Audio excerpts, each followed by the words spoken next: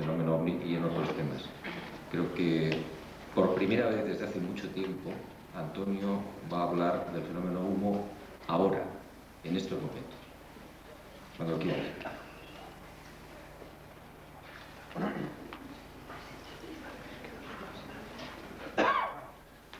Queridos amigos,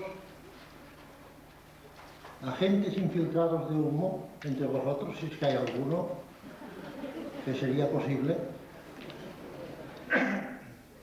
Vamos a hablar efectivamente de humo ahora. Quizás ha sido uno de los temas más discutidos, que ha creado más diferencias entre los ufólogos españoles y mayores incomprensiones, el tema del humo. En realidad se ha partido de un error inicial en todos los casos. Por un lado están los que se han fanatizado y han adoptado los humitas casi como unos verdaderos dioses, contra el deseo expreso de los humitas, que no querían ser adorados. Simplemente, en muchos informes, por ejemplo algunos informes que yo he recibido, nos decían que no les creyésemos, que aceptásemos con reserva aquellas informaciones. Pero esto no ha servido para algunas personas que lo han dejado todo, con sus creencias y su manera de pensar, para abrazar las supuestas creencias del grupo humita enquistado entre nosotros. Por otra parte, ha habido la posición opuesta, diametralmente opuesta, que lo han negado todo. Han dicho que lo de humo era un montaje. No sabemos exactamente bien de quién. La teoría favorita de los investigadores franceses ahora es que fue un montaje de la KGB, del Comité de Gosselin y Bezopasnost, la KGB soviética. Una teoría absolutamente absurda como veremos luego. Pero ningún investigador ha enfocado el tema con las cualidades mínimas que requiere una investigación, que son objetividad, ausencia de apriorismos, es decir, enfocar el tema sin creer nada predeterminado, siguiendo aquella máxima de mi gran amigo, por desgracia ya fallecido, Aimé Michel, que decía: avoir l'esprit ouvert à tout et ne rien croire, tener la mente abierta a todo y no creer nada. Esta actitud completamente aséptica, que no es escéptica, que no es lo mismo, aséptica, muy pocos la han tenido. Había que dejar que el problema se nos manifestase para que pudiéramos estudiarlo sin apriorismo, repito. Pero esto ya, también repito, lo han hecho muy pocos. Siempre se ha partido de un presupuesto. Esto no puede ser, y como no puede ser, no es. Esto no puede existir, pero existe. Yo os voy a poner simplemente un ejemplo. Hagamos un salto de 70 años hacia el futuro. Situémonos en el año 2074. Serían 80 años. En el año 2084. El hombre ha logrado unas realizaciones científicas y tecnológicas inimaginables para nosotros. Porque con el progreso científico y tecnológico ocurre siempre esto, que a posteriori se conoce y se sabe, pero a priori es imposible. Los sabios del siglo XIX no podían prever, por ejemplo, la televisión, las comunicaciones a distancia por satélite, la microcirugía con láser,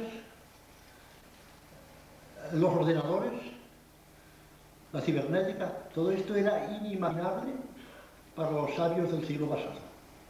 Del mismo modo, los científicos actuales no pueden imaginar cuál será la ciencia del futuro. Además, como muchos investigadores han señalado, entre ellos Ducaillet, la línea del progreso científico que durante siglos ha estado casi en la horizontal, actualmente se eleva vertiginosamente y tiende ya a la asíntota. Es decir, los descubrimientos se encaballan unos con otros y eso da más descubrimientos y así se llega a un progreso vertiginoso.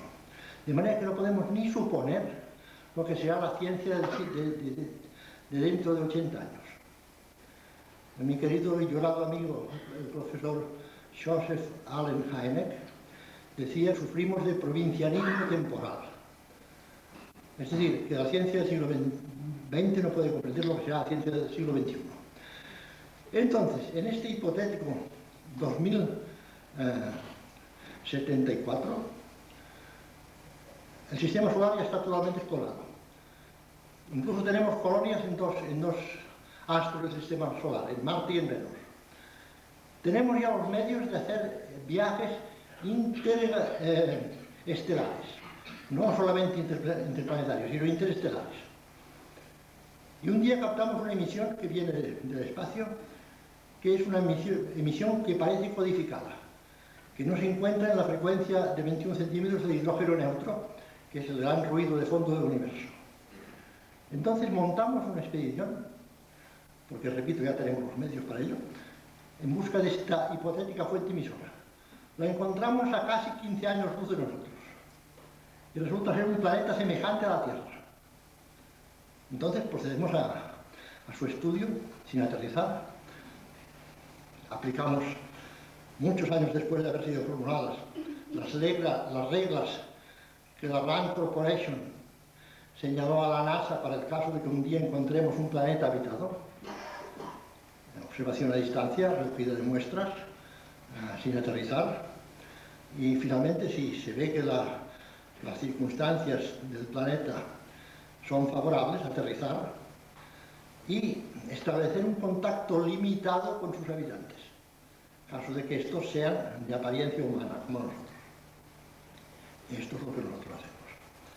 Pues bien, ¿por qué esto, que quizás haremos dentro de 80 años, no lo han podido hacer otros, pero esta vez con nosotros?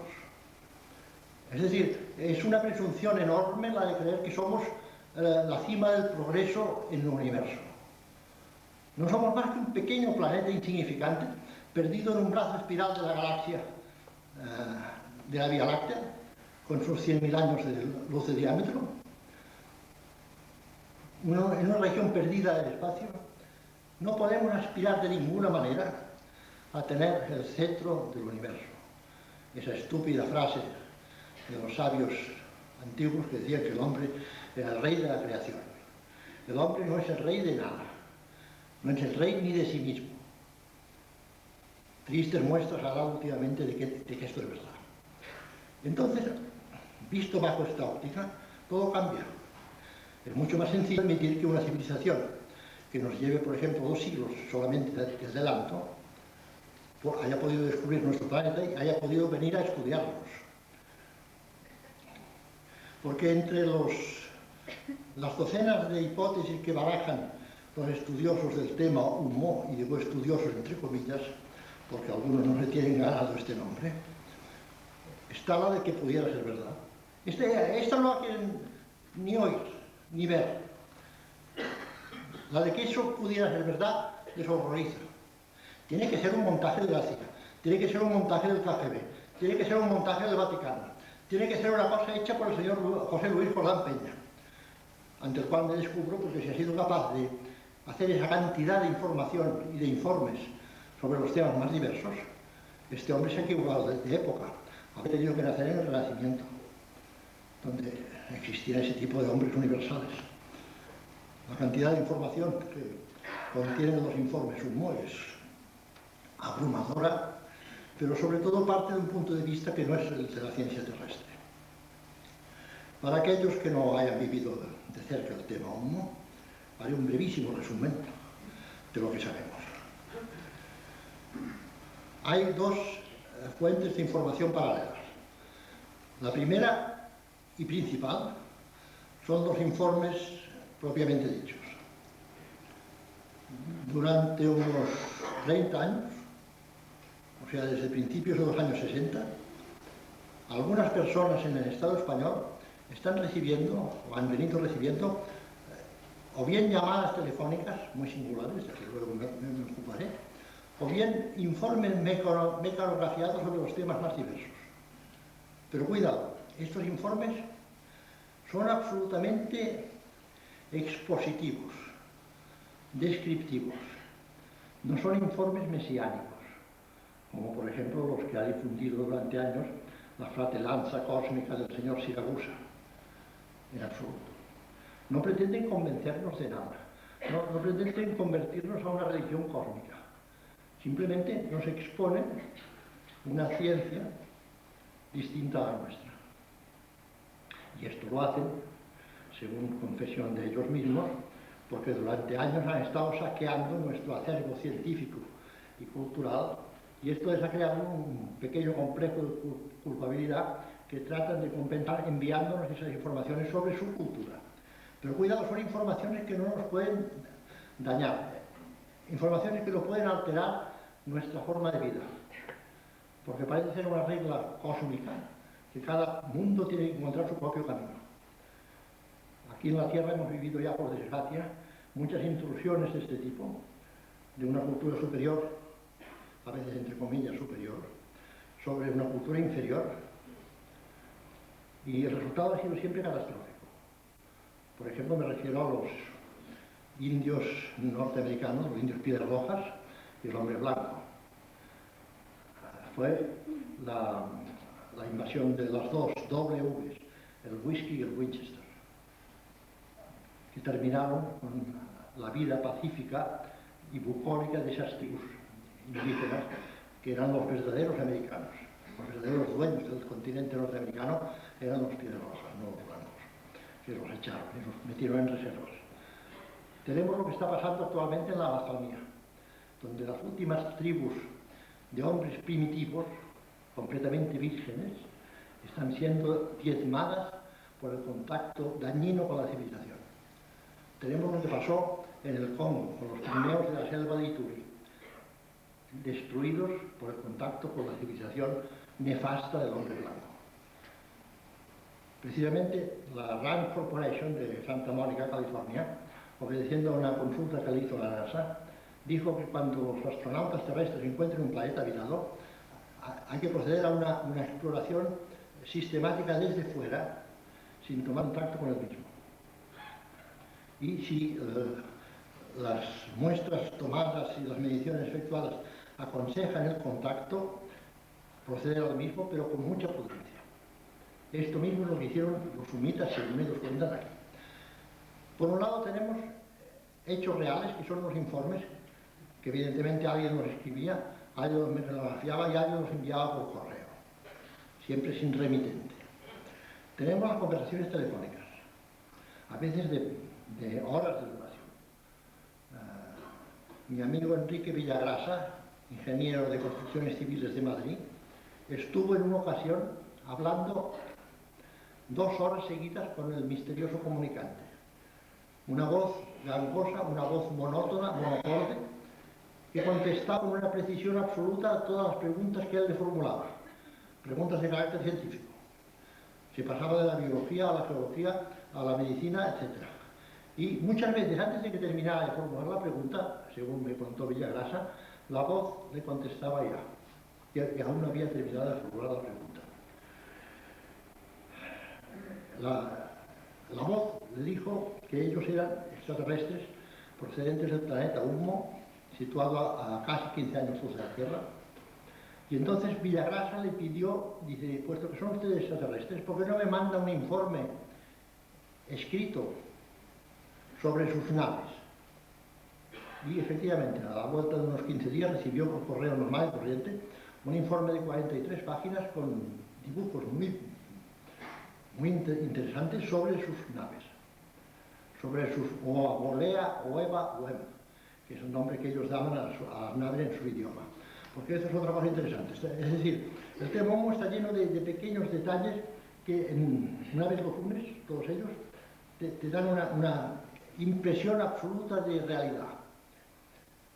En los informes humitas al lado de la palabra, en español, muchas veces figura la palabra humita.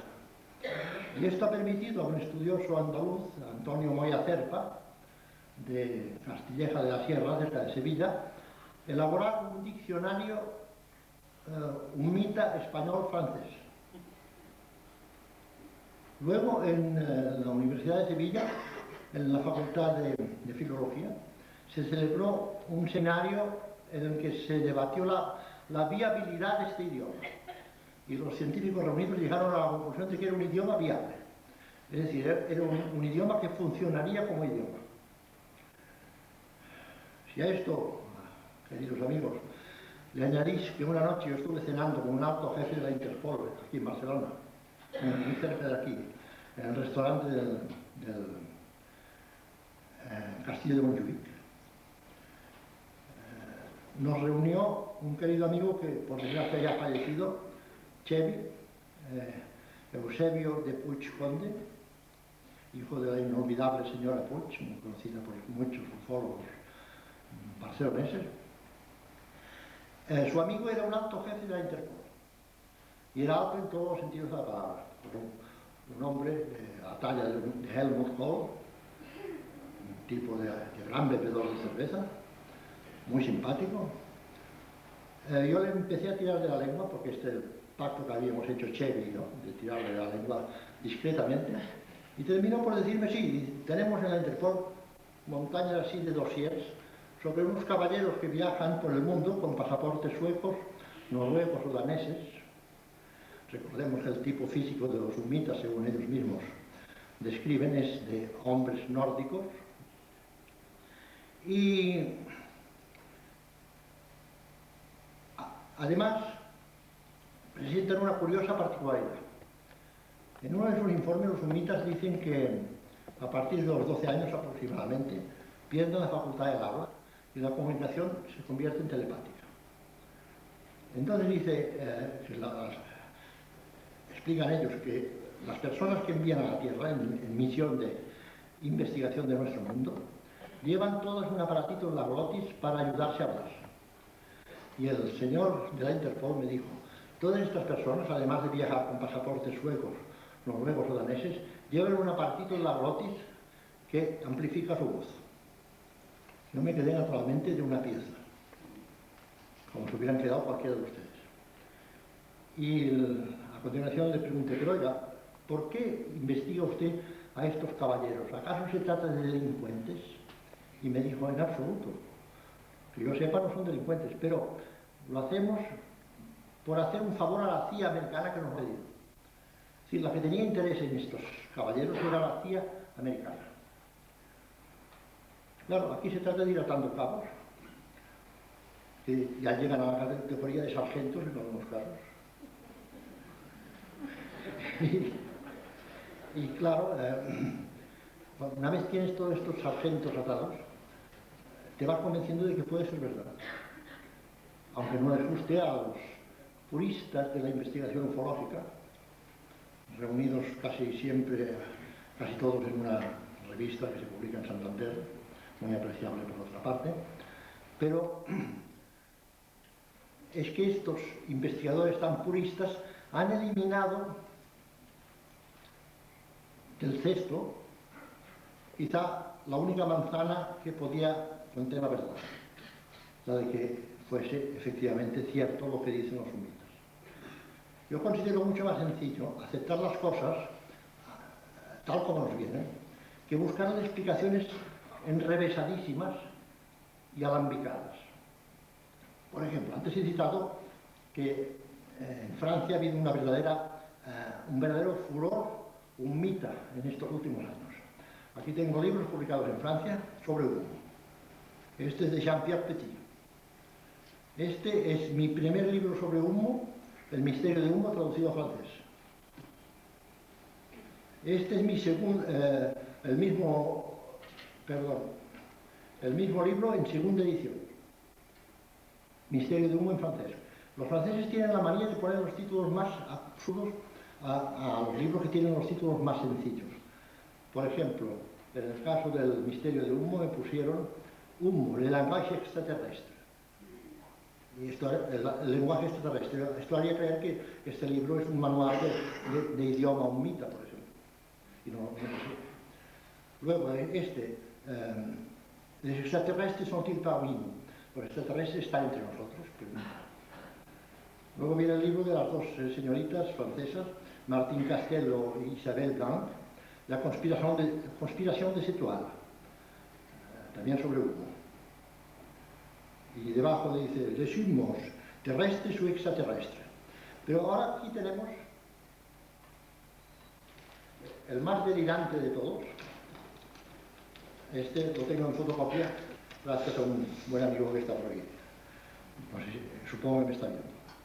Este ya es verdaderamente delirante porque se titula La Terre Humo. Les extraterrestres qui venaient du froid. Los extraterrestres que venían del frío. Es un título que me da frío. Bueno, pues este libro, escrito por Renaud Maric, es un jovencito. No es que no tenga nada contra los jovencitos, en absoluto. Hay jovencitos geniales. Aquí entre nosotros hablamos de ellos. Pero este jovencito, además de no ser genial, resulta que es un pasmarote. Porque después de pasarse 2 o 3 días en Madrid, visitando, entre otras cosas, el Museo del Prado, bueno, de la calle con humo, de la mano de uno de los antiguos miembros del Grupo de Madrid, llega a la peregrina conclusión de que humo fue creado en los tenebrosos despachos de la Lubyanka por agentes del KGB soviético. Este joven, Maric, se olvida de que en los informes de humo aparece muchas veces la palabra Boa. Boa, en humita, significa Dios o creador. Y que hay informes preciosos sobre el Boa Boae, que quiere decir el inconsciente colectivo, el alma inconsciente, el alma colectiva. Estas dos palabras, tanto Dios como alma, no figuran en la gran enciclopedia soviética que seguramente es la que tenían para su consulta los susodichos agentes del KGB. De manera que resulta un poco incomprensible que estos señores hubiesen hecho los informes hablando de Dios. No está muy de acuerdo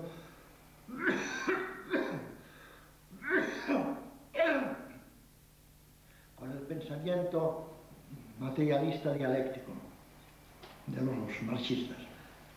En fin, esto es una pura anécdota y demuestra a qué extremo se llega cuando no se quiere aceptar que una cosa pueda ser verdad. Es lo mismo que ocurre con los ovnis, extrapolando. También se inventan las explicaciones más rebuscadas. Precisamente aquí, y perdón por citar una cosa a título personal, es donde se aplica la ley Rivera. La ley Rivera se la voy a enunciar en 2 palabras. Todo investigador reduce a los términos de su especialidad cualquier fenómeno no conocido o inexplicado. Por ejemplo, para un meteorólogo, los ovnis son fenómenos meteorológicos mal explicados. Para un físico, son fenómenos de plasmas, por ejemplo.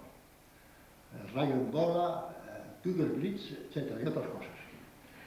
Para un psicólogo, son simplemente fenómenos gestados en la mente del testigo. O si simplemente que reflejan una realidad subjetiva. Para ello hacen caso omiso de las pruebas físicas. Tenemos centenares de casos de aterrizaje con huellas en el suelo, tenemos centenares de casos de animales que han sido afectados por la presencia cercana del ovni. Pero todo esto para los partidarios de la teoría psicosocial, los psicosocio, como los llaman los franceses, no tiene la menor importancia. Cuando una cosa no encaja en la teoría, se suprime y está tranquilos. Es decir, es todo lo contrario que se debe hacer. Hay que adaptar las teorías a los hechos, no los hechos a las teorías. Así cualquiera, ¿no? Y con el asunto humo se ha hecho exactamente lo mismo. O sea que yo creo que es muy posible que esto, aunque nos parezca fantástico, pero al nivel de lo cósmico. Solamente lo fantástico puede ser verdadero, decía Teilhard de Chardin. Aunque nos parezca fantástico, esto puede ser verdad. Por otra parte, los sumitas han estado tratando de cubrirse todos los años que han pasado entre nosotros. No les interesa la difusión de su presencia. Yo sé que conmigo se han enfadado mucho porque yo he hablado demasiado de Humo. He publicado 3 libros sobre Humo. Esto ha hecho que me quitasen de su lista de corresponsales durante 17 años. Durante 17 años a mí me han condenado a no recibir informes suyos, porque estaban enfadados conmigo. Posiblemente se volverán a enfadar ahora, pero en fin, yo lo siento mucho. Yo tengo mi libertad, mi íntima libertad de terrestre, y no renuncio a ella. Y menos ante unos señores que no se han identificado, que no me han venido a ver, que no me han saludado y que solo me han hecho llegar indicaciones indirectas. Esto les ha obligado a montar algunas maniobras de desinformación. Por ejemplo, la última y más reciente puede ser la de Jordán Peña. Yo no niego que Jordán Peña tenga algo que ver con Humo. Evidentemente lo ha tenido. Quizás ha actuado como un agente de Humo, pero siempre ha sido lo que se llama vulgarmente un mandado. Es decir, ha actuado para ellos. Les ha repartido correspondencia. Posiblemente es autor de algunos de los dibujos que ilustran los informes humitas. Los humitas, por razones que ahora nos llevaría un poco a explicar, no pueden dibujar con la soltura con que nos dibujamos nosotros. Tienen dificultades de orden fisiológico. Entonces, Jordán podría haberse convertido en su chico de los recados y en su dibujante.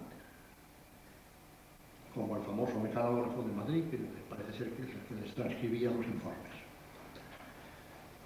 Pero de esto a decir que no, que todo lo ha hecho él, media un abismo. Jordán es muy inteligente, pero no es capaz de hacer la cantidad de información, de elaborar la cantidad de información que contienen los informes de Humo. Yo esto creo que ni él mismo, si fuese honrado, ni él mismo lo admitiría. Pero en este momento ha convenido que saliera como pantalla, como cortina de humo, con H, esta vez no humo, cortina de humo, para ocultar una vez más la posible realidad del asunto Humo.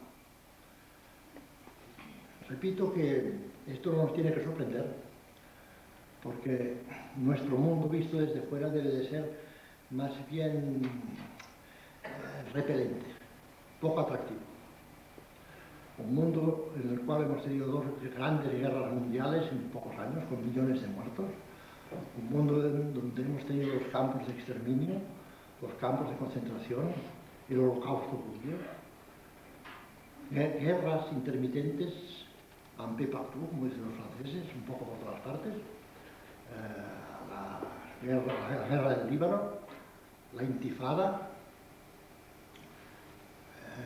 guerras en Centroamérica, guerras en África, actualmente las matanzas de Ruanda.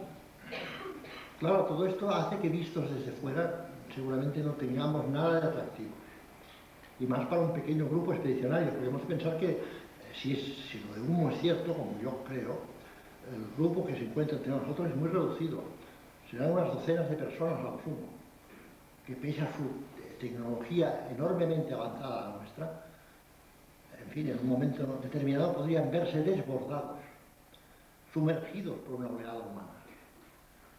Y claro, esto hace que adopten todas las precauciones posibles y que traten de desmentir su realidad, de desmentir su presencia aquí entre nosotros. Parece que hubo unos tímidos intentos de contacto con algunos de nuestros gobiernos, pero esto no prosperó, no fracasó.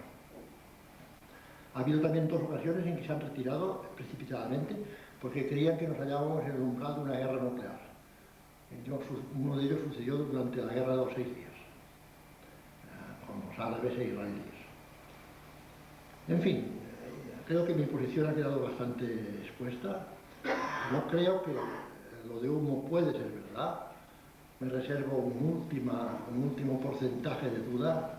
a la que nunca hay que renunciar totalmente, a la duda metódica que aconsejaba Descartes, decía, no se puede aceptar nada ciegamente al 100%, porque entonces sí que nos podemos dar el gran batacazo el día que se descubra que no es verdad. Hay que dejar siempre una puerta abierta. Esa puerta abierta me la dejo, pero es una puerta muy angosta, muy poco abierta.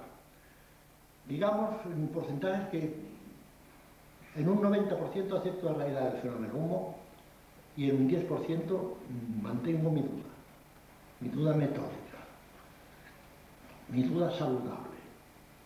Ahora vamos a pasar a una proyección de diapositivas en donde veremos de forma gráfica algunas de las cosas que hemos dicho.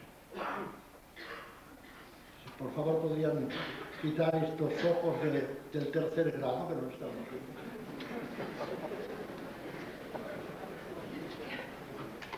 Bueno, aquí estoy yo con bastantes años menos y sin barba, a la entrada del pueblo de la Javí.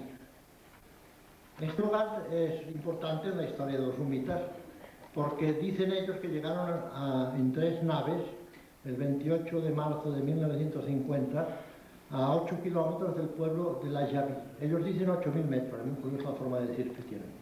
A 8.000 metros del pueblo de la Javí, en los bajos Alpes franceses, hoy Alpes de Alta Provenza, y se excavaron una gruta al pie del pico de Cheval Blanc. De esta gruta hacían salidas nocturnas y diurnas para reconocer los alrededores, porque ya se habían percatado, ya desde los días que llevaban explorando el planeta sin aterrizar, de que el planeta Tierra era un planeta idéntico al suyo, que además poseía una humanidad, poseía hombres como ellos. Parecía que las formas de vida eran mucho más complejas que el humo, pero en fin, en realidad eran 2 planetas intercambiables. En una de las salidas nocturnas penetraron en una casa de campo que estaba precisamente poblada por españoles. Eran trabajadores del campo, según me dijo Claude Poel, en carta eran gardiens de troupeau, eran guardianes de rebaños, o sea, pastores, pero de un nivel social muy bajo. Después de adormecer a todas estas personas, se llevaron muestras fisiológicas de las mismas y muestras de todo lo que les pareció interesante y encontraron en la casa. Fueron muestras heterogéneas, por ejemplo, una pastilla de jabón, las letras del pago de un tractor. La pastilla de jabón, por cierto, pensaron que era un producto alimenticio de momento. Y entre las cosas que se llevaron estaba algo muy interesante, como se vio luego, el contador de la electricidad, que lo arrancaron y lo llevaron. Entonces, claro, todo era nuevo para ellos, era desconocido. Se llevaron también una cartilla de primeras letras para aprender francés, que les fue muy útil para conocer una de las primeras lenguas de la Tierra, porque les desconcertó mucho que en la Tierra se hablasen tantas lenguas. En su mundo todo era más sencillo. Un solo continente, una sola raza y una sola lengua. Pero aquí se encontraban con este algarabía lingüístico de la Tierra, y claro, esto les desconcertó bastante. Entonces, como por lo visto su sentido de la ética es muy elevado, prometieron reembolsar a estas personas por el expolio que les habían hecho.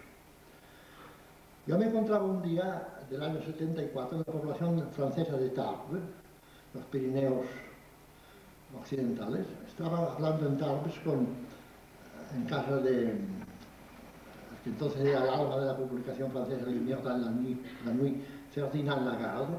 Me acompañaban Vicente Juan Ballester de Olmos y Vicente Manglano de Valencia, los investigadores españoles. Estaba un aristócrata belga, cuyo nombre no recuerdo ahora, pero lo más importante es que estaba allí también el astrónomo Pierre Guérin, descubridor del cuarto anillo de Saturno, y uno de los pocos astrónomos que se toma en serio el problema OVNI, y también estaba Claude Poer. Claude Poer era entonces el director del CNES, o sea, del Centro Nacional de Estudios Espaciales, de Toulouse. Pero lo más importante es que era sobrino de Alain Poher, el presidente del Parlamento francés. Les interesó enormemente la historia que yo les conté de Hugo. Además llevaba los documentos que había recibido yo por correo, se los mostré. Y valiéndose de sus contactos con el gobierno, Claude Poher organizó una operación de peinado y de rastreo sistemático de la zona adyacente a la Javí, donde supuestamente habían aterrizado los humitas. Participaron en esta operación de rastreo gendarmes, perros, helicópteros, en fin, todo. Y dio con la casa que había sido expoliada, que se llamaba La Dépense de la Javí. Y en los archivos de la gendarmería efectivamente constaba que de esa casa se habían llevado el contador de la electricidad. Poco tiempo después recibí una carta de Claude Poher, que aún conservo, en que me decía que había intentado localizar a la gente que habitaba allí en 1950. Estábamos en el 74. Y que finalmente lo habían conseguido. Vivían en los alrededores de Cannes, la villa de la ciudad donde se celebra todos los años el festival de cine de Cannes, en la Costa Azul. En francés me dijo, a nivel social de ouvrier aisé, obrero acomodado. O sea que habían aumentado de categoría social enormemente. De ser unos humildes braceros, habían pasado a ser a nivel obrero acomodado. Cuando se les preguntó de dónde procedían los medios que les había permitido comprar esos chalets y todo, bueno, dijeron que habían heredado de una abuela de América. Claro, ahí se terminó todo porque vete a averiguar si esto era verdad o no. Pero desde entonces Claude Poher no ha cesado de interesarse por el tema. Vamos a ver. Nos vamos a Javí.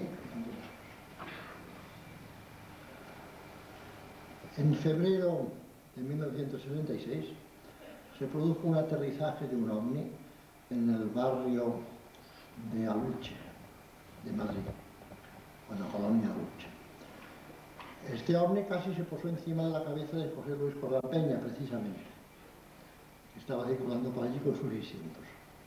Este dibujo fue hecho por el propio Jordán.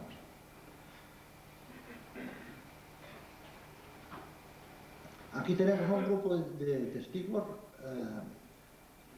rodeando una de las huellas de las patas del supuesto ovni. Aquí la vemos ampliada. Tiene una curiosa cruz en el centro que corresponde un poco a la pastilla antideslizante de los neumáticos de los coches, que es para evitar deslizamientos precisamente. El diámetro del aparato total parecía ser de unos 12 o 13 metros.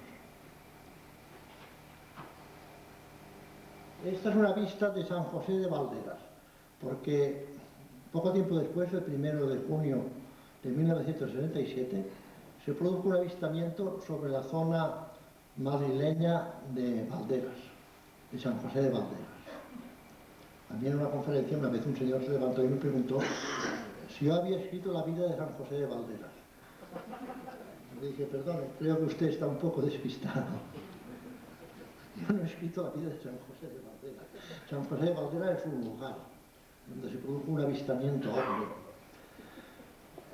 Este avistamiento fue visto por las docenas de personas que estaban tomando el fresco aquella tarde, a las 8 de la tarde, en los bosquecillos que rodeaban el antiguo Palacio de los Marqueses de Valderas, que entonces albergaba una orden de religiosas dedicadas a la enseñanza, las Hermanitas del Amor de Dios.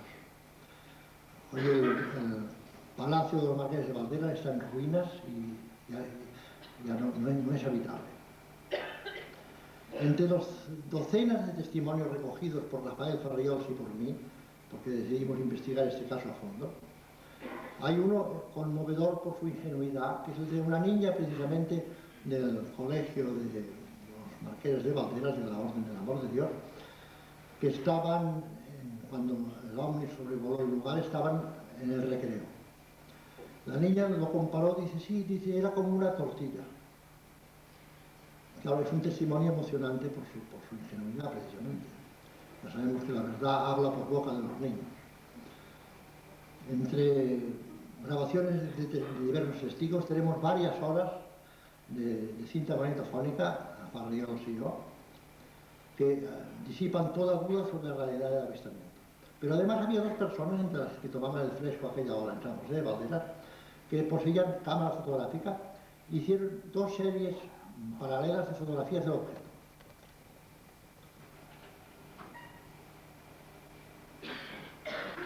Lo vemos arriba en la parte superior izquierda, mostrando la panza. Y en la panza muestra el signo, el emblema de humo, esta especie de H con una barra central, de brazos curvados.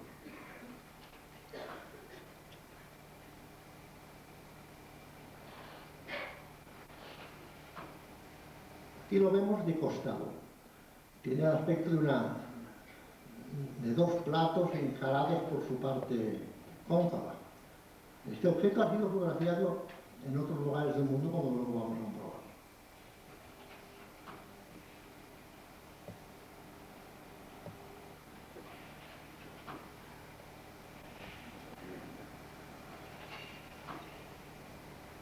Que vuelve a mostrar el símbolo de la panza.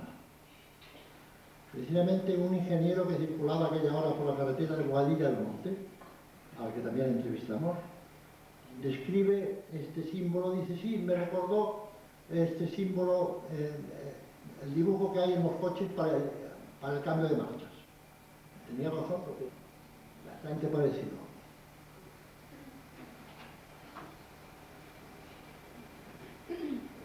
Yo mismo en mi coche tengo el mismo signo al que le falta solamente un brazo, pero por lo demás es igual. Desde esta ventana, una señora vio aterrizar este ovni porque se posó brevemente frente a un restaurante llamado La Ponderosa, y en este breve aterrizaje parece ser que dejó unos círculos, hay unos tubitos de metal del suelo. Después veremos. Esta señora, doña Eugenia Arriol de Alonso, vio desde la ventana junto a la cual se encuentra, presenció este aterrizaje. Aquí nos lo contó. Bueno, ya viene lo más interesante. Esto merece una detallada explicación. Como todos vosotros sabéis, las fotografías de los carretes de 36 milímetros están numeradas. Llevan un número de orden, cada fotograma lleva un número de orden al pie. Entonces, Rafael Farriós, con la ayuda del arquitecto Antonio Llobet de Barcelona, realizó un plano en planta y alzado de la zona del avistamiento y trasladó ese plano, siguiendo el orden numérico de las fotografías, uno por uno de los fotogramas que constituían la serie de 9 fotografías del ovni de San José de Valderas. Y salió un perfecto itinerario. Observen ustedes cómo se ve el perfecto itinerario. Luego se ha dicho por los escépticos de siempre, que hay que contar con ellos, ya, una especie de plaga endémica de la que no podemos llevar durante muchos años, que esto lo habían hecho un par de señores, uno con la cámara fotográfica y el otro con un modelito de plástico de 20 centímetros al extremo de una caña de pesca. Si esto fuera así, yo felicito a estos señores muy sinceramente porque se tomaron la molestia de recorrer toda esa inmensa extensión de terreno con el modelito de marra y haciendo fotografías que después permitieran recomponer un plano de las evoluciones del objeto. Desde luego, geniales. Estos señores serían verdaderamente geniales.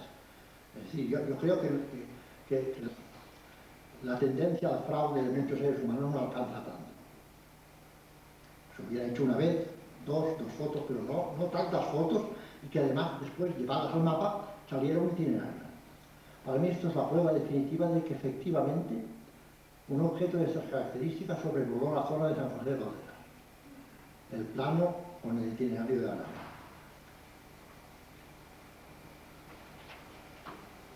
Y aquí están los tubitos metálicos que se encontraron en la Ponderosa, junto a la Ponderosa.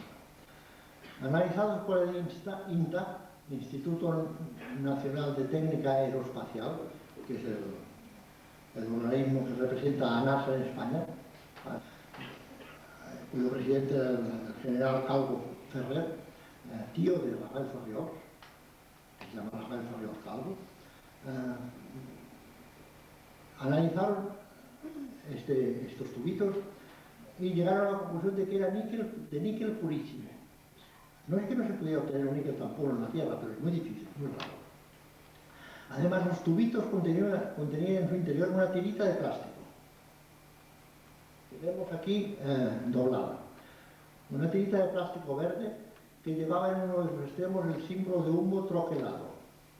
Este plástico resultó ser de fluoruro de polivinilo, un material no comercializado todavía, que fabricaba la firma norteamericana DuPont de Nemours para la NASA, para recubrir los morros de sus satélites cuando estaban todavía en tierra y proteger las islas de inclemencias atmosféricas. ¿Cómo había llegado este plástico a poder de los supuestos humitas? Es una cosa que no sabremos nunca. Aquí tenemos una fotografía hecha en Earththorpe, en Nueva Zelanda, de un objeto exacto al de San José de Valderas. Os decía antes que se ha fotografiado, hay una que no he podido conseguir, pero que la he visto, que fue tomada por un tal Gabriel Cozora, de un objeto idéntico completamente de San José de Valderas. Este es el famoso emblema que figura al pie de los informes de humo, posiblemente hecho con un dedil de goma y un tampón. El dedil se pone en el pulgar y se aprieta y se obtiene esta impresión. Esto autentifica, entre comillas, los informes. Aquí tenemos la planta y alzado de la nave de San José de Valderas.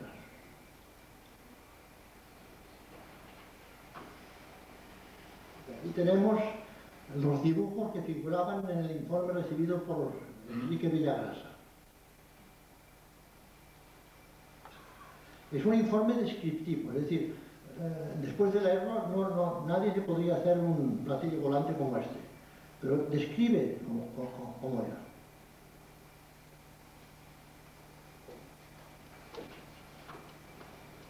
Estos son detalles estructurales de la complicadísima, casi iba a decir anatomía, de esta nave espacial.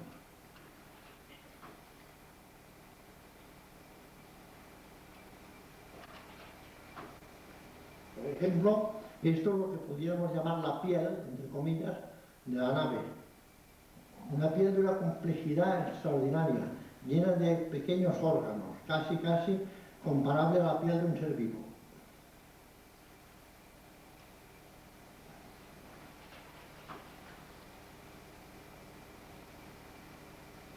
Estas son maniobras que se les ha visto realizar muchas veces, no solamente a las naves de humo, sino a otras naves.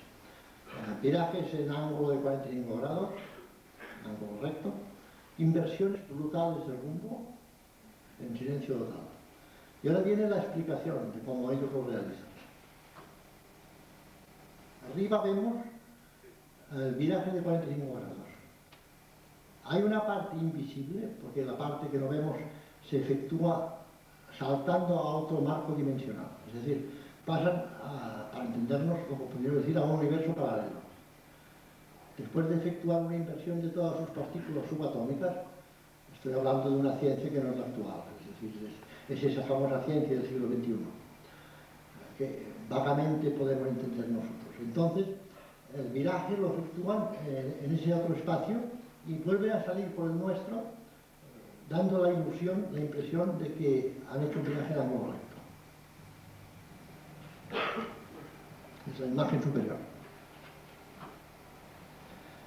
Y aquí tenemos un caso que pudo ser fotografiado, el caso de Santa Ana, California, del 3 de agosto de 1964.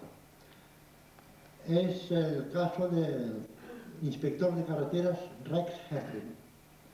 Este señor tenía su camión aparcado a un costado de la carretera, estaba tomando notas, cuando por la parte izquierda vio venir, a ver si me funciona este objeto del siglo XXI. Oh, sí, muy bien, es fantástico. Vio venir este objeto en y tuvo el rápido reflejo de coger su cámara Polaroid y tomar la primera fotografía.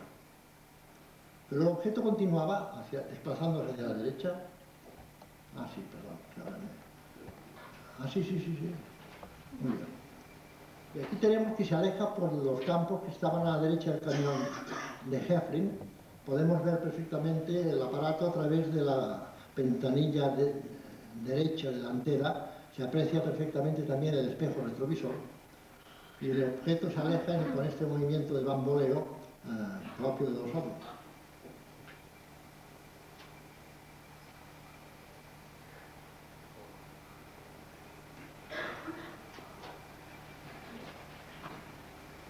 Continúa alejándose, esta vez muestra la parte superior. Pero como se iba ya muy para allá, muy lejos, el señor Hefrin puso el motor del camión en marcha, recorrió unos centenares de metros por la carretera y volvió a descender, a saltar al suelo. Hizo la cuarta fotografía, que en mi opinión es la más interesante de todas. La vamos a ver ahora. El objeto había desaparecido, pero en el cielo había quedado un anillo de humo. ¿Cómo se puede explicar esto? Es decir, es una explicación puramente tecnológica y especulativa. No podemos afirmar nada. Posiblemente, cuando se efectúa un cambio de marco dimensional, cuando se pasa a otra dimensión, por decirlo de términos más llanos, queda un residuo de este cambio de marco dimensional en el espacio. Esta corona de humo, que parece seguir el contorno del disco, sería este residuo. Quizá la nave no fuese de humo, pero la técnica empleada era puramente un metal. Y aquí tenemos un cuadro de formas óptimas, es decir, solo hay una forma óptima, que es la última de la derecha. Son las formas que pueden tener las astronaves según los sumitas, pero la forma óptima, no sabemos por qué razones, es la que tiene actualmente la Oawelea, Ueva o Emma. Esto es entresacado de diversos informes sumitas. Su idea del tiempo, es muy complejo esto, quizás no requeriría más tiempo del que tenemos para explicarlo. Es decir, el hombre, dicho en términos muy sencillos, no es un ser tridimensional, sino que es un ser cuatridimensional. Es decir, la totalidad de un ser humano no es el ahora en que vivimos, en este momento, sino todos los ahoras que nos han precedido y todos los ahoras que vendrán hasta nuestra muerte. Esto constituye una especie de gusano que se alarga desde el nacimiento a la tumba. Y no se puede prescindir de ningún momento de este enorme gusano que es el ser humano completo. Esta idea cuatridimensional del ser humano. Y esto lo representa ellos como un túnel por el que avanzamos a cada momento. Y, en fin, ya digo, esto nos llevaría mucho tiempo ahora. Aquí tenemos el ahora, el momento real, y al hombre avanzando por esta especie de túnel, donde todo ya está preestablecido.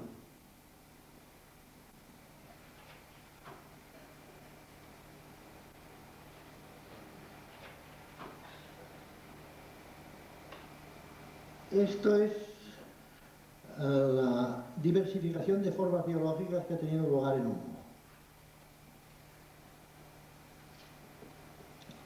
La explosión biológica, según confiesan ellos en sus informes, no ha sido tan importante como la explosión biológica terrestre. Las formas vivas han sido muchas menos. Pero a partir de un inicio ha habido una diversificación y luego hay una especie de implosión que culmina en el hombre, que según ellos el hombre es la forma donde se encarna la inteligencia en todo el universo. Es curioso observar que todos humanoides y extraterrestres que se nos han presentado hasta ahora son de formas más o menos humanas. los monstruos de la ciencia ficción no aparecen por ninguna parte. Los monstruos de la Guerra de las Galaxias o de Alien no están allí, ¿no? Pues son formas más o menos humanas o humanoides, pequeñas o grandes, pero sobre el esquema del ser bípedo, con visión frontal, binocular, cabeza, etc.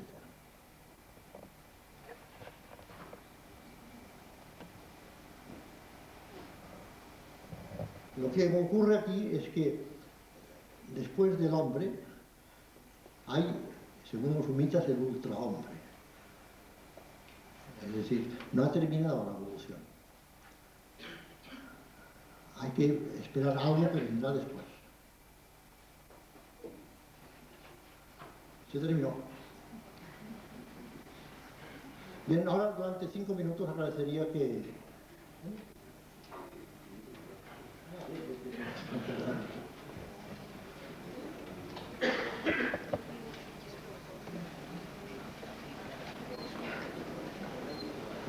Os he dejado ver una pequeñísima parte de lo que pudiéramos llamar la ciencia humita, recogida en estos miles de hojas fotografiadas que han llegado a nosotros durante estos últimos 30 años. En primer lugar, yo no creo que una broma dure 30 años.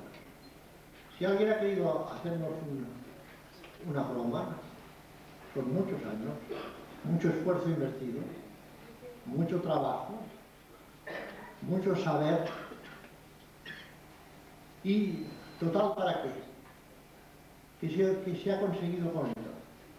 Que nos estemos aquí todos rompiendo la cabeza ahora tratando de averiguar si lo de uno es verdad o no, me parece una cosa absolutamente sin pies ni cabeza. Por lo demás, creo que efectivamente lo de humo, si enfocamos el asunto con seriedad y pensando que pueda tener un fondo de verdad, entonces lo vemos todo de manera muy distinta. No hay que esforzarse demasiado para comprender que puede ser verdad, sin buscarle explicaciones absurdas que le buscan tantos psicólogos, no quiero dar nombres, pero en la mente de todos está el nombre de uno de ellos, que niegan absolutamente que esto pueda ser verdad, que niegan absolutamente que los hombres puedan existir. Es decir, a fuerza de negaciones llegaremos a negar absolutamente que nosotros existimos. No se trata más que de tiempo, pero ya llegaríamos a ello. Hay una nueva generación de ufólogos en España que parecen más bien que han surgido con el deseo de acabar con el asunto, con el de continuarlo. Yo tengo grandes amigos entre ellos, los quiero y los respeto mucho, pero a veces reconozco que se pasan un poco. Es decir, ni tanto ni tampoco. Luego tenemos nuestra generación intermedia, lo que vino después de los pioneros, que éramos, por ejemplo, Paco Vuelta, Manuel Osuna, yo mismo, que desde el primer día creímos en el origen extraterrestre del fenómeno OVNI. Luego vino esa generación intermedia, que ahí está formada por hombres que tienen entre 40 y 50 años, tampoco voy a dar nombres, pero en la mente de todos están, que se han dedicado sistemáticamente a demolir el fenómeno OVNI. Como digo, se publica una revista en Santander que parece que su única y exclusiva finalidad sea demostrar que los ovnis no existen. Es una revista que pretendidamente estudia los ovnis. Entonces, ¿por qué tanto esfuerzo malgastado en una cosa que podría precisamente enfocarse de otra manera? No fijarse solamente en los casos negativos, que los hay, evidentemente, sino fijarse sobre todo en los casos positivos, en los casos ciertos, como hace mi querido amigo aquí presente. Esto es investigar, lo que hace Juan, eso es investigar. Pero lo que hacen estos otros señores para mí no es investigar, es enredar, según español. Bien, yo creo que con esto he dicho todo lo que quería decir sobre el humo.